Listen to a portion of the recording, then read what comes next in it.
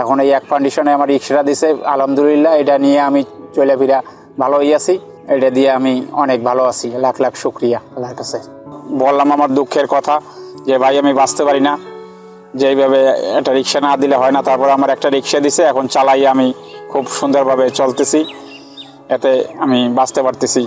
ঘরে যে বাচ্চারা আছে 3জন, 2জন স্কুলে যায়, তাদের বই খাতা কিনে দিতে পারতাম না, তাদের স্কুলে দিতে পারতাম না, খুবই কষ্ট হইতো বাচ্চাদের চলতে ফিরতে। আমার কষ্ট হইতো জমা দিয়া গাড়ি চালাইয়া 300 টাকা জমা দিয়া তারপর আমার এই খাবার নিয়ে যাইতে খুবই কষ্ট হইতো।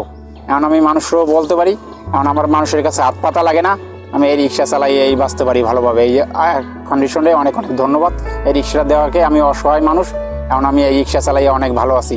ধন্যবাদ।